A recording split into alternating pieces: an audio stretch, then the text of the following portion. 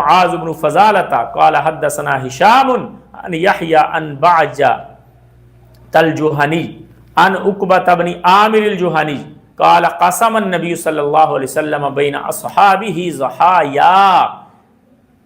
عقبہ بن عامر الجہنی کہتے ہیں کہ اللہ کے نبی نے تقسیم کی اپنے صحاب کے درمیان قربانیاں، فصارت لعقبہ جزعۃ، عقبہ کو جزع ملا، کھیرا جانور۔ فقلت، میں نے کہا یا رسول اللہ صارت لی جزع، میں نے کہا اللہ کے نبی مجھے تو جزع ملا ہے، دھندے ختم ہو گئے۔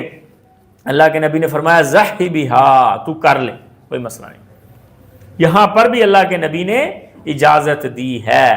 اب یہاں سے ایک تو عام مسئلہ ثابت ہوتا ہے کہ اللہ کے نبی نے قربانیاں تقسیم کی ہیں، ظاہر ہے ان میں ان کے پاس استطاعت نہ ہوگی، اب اللہ کے نبی نے تقسیم کی۔